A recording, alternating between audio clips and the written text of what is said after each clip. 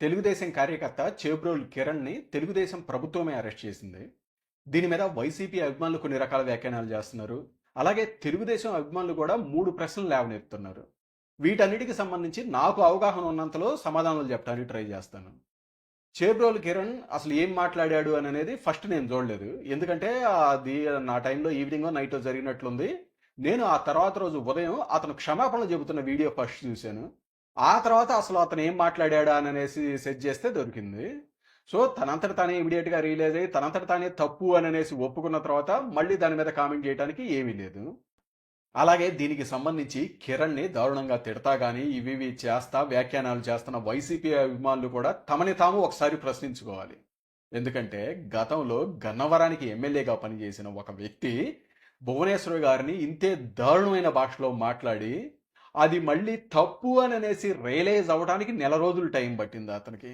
నెల రోజుల తర్వాత బయటకు వచ్చి అతను చెప్పింది, భువనేశ్వరి గారు నాకు తల్లి లాంటి వ్యక్తి, ఆవిడ మాకు కుటుంబానికి కానీ మాకు తెలిసిన వాళ్ళకి బంధువుల కుటుంబాలకు కానీ ఎంతో సాయం చేశారు. అది విద్యకు సంబంధించిన కానీ ఆరోగ్యానికి సంబంధించిన హాస్పిటల్కి సంబంధించిన కానీ ట్రస్ట్ ద్వారా మాకు ఎంతో హెల్ప్ చేశారు. అటువంటి వ్యక్తి మీద ఏదో పొరపాటున నోరు చారాను అని అనేసి నెల రోజుల తర్వాత బయటకు వచ్చి చెప్పారు. అంతలా సాయం చేసిన వ్యక్తిని, తల్లిలా భావించే వ్యక్తి మీద ఎవరైనా ఎంత పొరపాటుగానైనా కానీ అలా నోరు జారుతారా? ఆ నోరు జారింది మళ్ళీ తప్పు అని అనేసి రియలైజ్ అవడానికి నెల రోజులు టైం పట్టుద్దా? దాని మీద ఆ నెల రోజుల్లో మీ పార్టీ అధినేత కానీ మీ పార్టీ నాయకులు కానీ మీ పార్టీ కానీ ఇది తప్పు, ఇది బయటికి వెళ్ళి క్షమాపణలు చెప్పు అని ఆదేశించడానికైనా కనీసం ప్రయత్నాలు చేశారా? ఆ రోజు చంద్రబాబు నాయుడు గారు 14 ఏళ్లు రాష్ట్రానికి ముఖ్యమంత్రిగా పనిచేసిన వ్యక్తి, ఆనాటికి ప్రధాన ప్రతిపక్ష నేత, దేశ రాష్ట్ర రాజకీయాల్లో కీలకంగా పనిచేసిన వ్యక్తి మీడియా ముందుకొచ్చి నిస్సహాయంగా కన్నీటి పర్యంతం అయితే, ఈ రోజు కూడా అదే కన్నీటి ఇళ్ళు పెట్టుకుంటున్న ఫోటోల్ని థంబ్నెయిల్గా వేసుకొని ప్రచారం చేసుకుంటున్న సాక్షి మీడియా, వాటినే వేసుకొని వెటకారాలు చేస్తా మాట్లాడుతున్న వైసీపీ అభిమానులు, మీ నైతికత ఏంటి అని అనేది మిమ్మల్ని మీరు ప్రశ్నించుకోండి. అలాగే మీరు ఏవైతే ఇప్పుడు తిడుతున్నారో, ఏవైతే ఇవన్నీ మాట్లాడుతున్నారో అవన్నీ మీకు కూడా వర్తిస్తాయి అని అనేది ఒకసారి గుర్తు చేసుకోండి. ఇక ఈ విషయాల్లో తెలుగుదేశం వైసీపీలు పార్టీల పరంగా వారి చిత్తశుద్ధిని చూస్తే, గతంలో వైసీపీ ప్రతిపక్షంలో ఉన్నప్పుడు 2014-19 మధ్య ఆ పార్టీ ఆవిర్భావం నుంచి సోషల్ మీడియాలో పనిచేసిన వ్యక్తులు, బాగా పాపులర్ అయిన వ్యక్తులే ఇలాంటి వ్యాఖ్యలే ఇవన్నీ చేస్తే దాని మీద పెద్ద కాంట్రవర్సీ అయితే ఆ రోజు వైసీపీ అఫీషియల్గా నోట్ రిలీజ్ చేసింది. వాళ్ళ పేర్లు పెట్టేసి వీళ్ళకి మా పార్టీకి ఏ సంబంధము లేదు, వీళ్ళు మా పార్టీ వ్యక్తులే కాదు అని అనేసి చెప్పి చేతులు దులిపేసుకోవటం. వాళ్ళు జగన్మోహన్ రెడ్డి గారితో కానీ పార్టీ వాళ్ళతోటి కానీ ఉన్న ఫోటోలు ఇవన్నీ చూపిస్తుంటే ఎంతోమంది అభిమానులు ఉంటారు, ఎంతోమంది ఉంటారు, దిగుతుంటారు. వాళ్ళందరినీ మా పార్టీ కింద ఇది వేస్తామా అని అనేసి మాట్లాడి చేతులు దులిపేసుకున్నారు. వాళ్ళు వాళ్ళ పార్టీ ఆవిర్భావం నుంచి సోషల్ మీడియాలో ఇది పనిచేశారు. బాగా పాపులర్ వ్యక్తులు వీళ్ళతోటి క్లోజ్గా ఉండే వ్యక్తుల విషయంలో కూడా అలా చేశారు. అదే ఈరోజు తెలుగుదేశాన్ని చూస్తే కిరణ్ మాకు తెలియదు ఇది అని అనేసి చెప్పలేదు. అతను మా పార్టీ కార్యకర్తే, చేసింది తప్పే అని పబ్లిక్గా ఒప్పుకున్నారు. వీళ్ళు కూడా ఇది చెప్పొచ్చు, అవును అతనికి పదవులు కానీ ఇవేమీ లేవు, ఎంతోమంది చంద్రబాబు నాయుడు గారితో కానీ మిగతా నాయకులతో కానీ ఫోటోలు దిగుతుంటారు, అలా దిగిన వాళ్ళందరూ తెలుగుదేశం పార్టీ అయిపోతారా ఏంటి, అతనికి మాకు సంబంధం లేదు అని అనేసి ఆ వైసీపీలాగానే చేతులు దులిపేసుకోవచ్చు. కానీ అలా చేయలేదు. అతను మా టీడీపీ కార్యకర్తే అని అనేసి పబ్లిక్గా ఒప్పుకున్నారు. అతను చేసింది తప్పు అని అనేసి అన్నారు. దానికి సంబంధించి పార్టీ పరంగా సస్పెన్షన్ అనే ఒక శిక్ష విధించారు. అలాగే ఈరోజు తెలుగుదేశం అధికారంలో ఉంది కాబట్టి ప్రభుత్వ పరంగా ఏ పౌరుడికైనా ఒకే రూలు అప్లికబుల్ అని అనేసి కిరణ్ని అరెస్ట్ చేయటం ఇవన్నీ చేశారు. ఇక దీని మీద తెలుగుదేశం అభిమానులు కొందరు లేవనెత్తున్న ప్రశ్నలు, చేస్తున్న విమర్శలు ఇవి చూస్తే ఎంతోమంది ఇలా మాట్లాడారు అని అనేసి, అలాగే అధికారంలో ఉండి కూడా ఈ రకంగా అరెస్ట్ చేసి ఇది చేయాల్సిన అవసరం ఏంటి, ఇంత బేల నిర్ణయాలు ఏంటి అన్నట్లుగా విమర్శలు చేస్తూ ఉన్నారు. నేను దీని మీద ఏమి కామెంట్ చేయదలుచుకోలేదు. కానీ గతంలో జరిగిన ఒక కేసు మీటర్ చెప్తాను. గతంలో వైసీపీ అధికారంలో ఉన్నప్పుడు వైసీపీ అభిమానులు జడ్జిల మీద దారుణమైన కామెంట్లు చేస్తే ఆ రోజు కోర్టు ఆదేశించింది వారిని అరెస్ట్ చేసి తీసుకురండి అని అనేసి.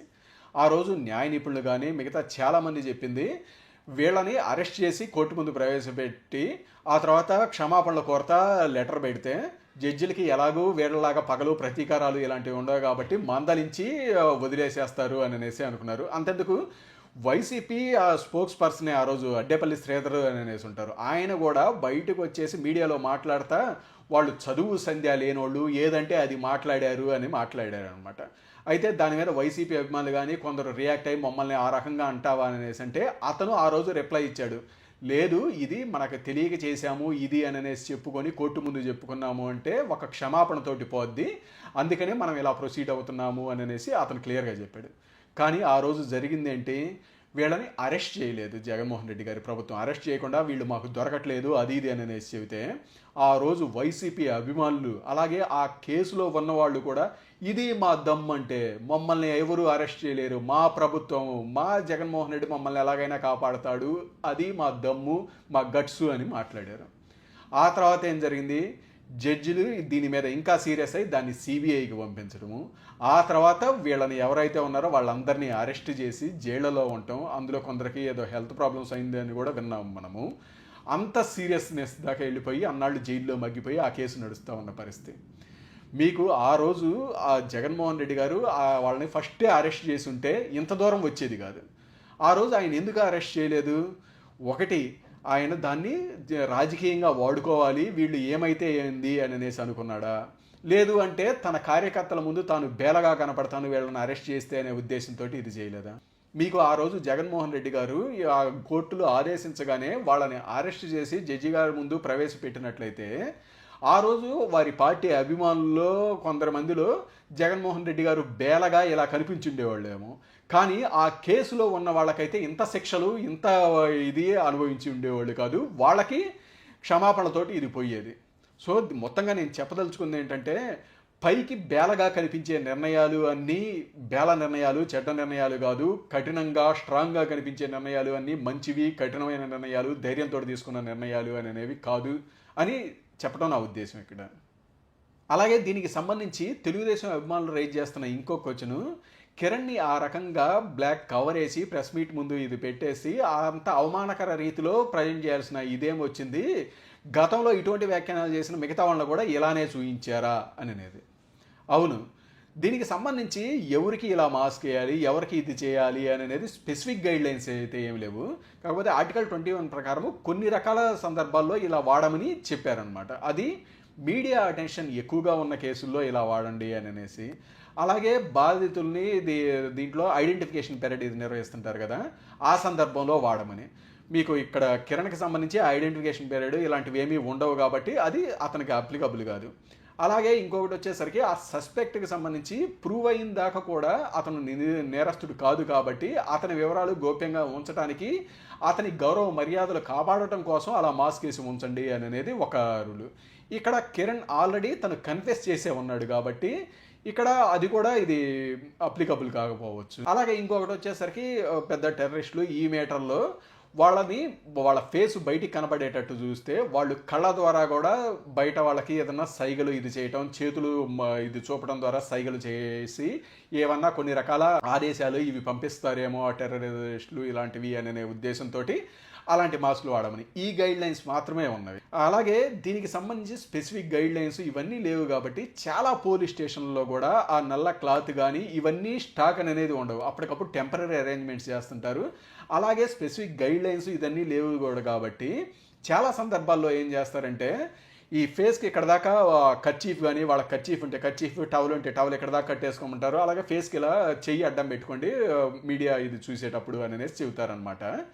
మరి కిరణ్ విషయంలో కూడా అలానే తనని ఊరికే అంతగా కావాలంటే కర్చీఫ్ ఇలా కట్టుకోండి పైన చేయడం పెట్టుకోండి అని చెప్తే సరిపోయి ఉండేది. కానీ మరి ఆ కవర్ వేసి అలా ఎందుకు చేశారో తెలీదు, అది వాళ్ళు ఇంటెన్షనల్గా చేశారు అనేసి అనుకోము అనమాట.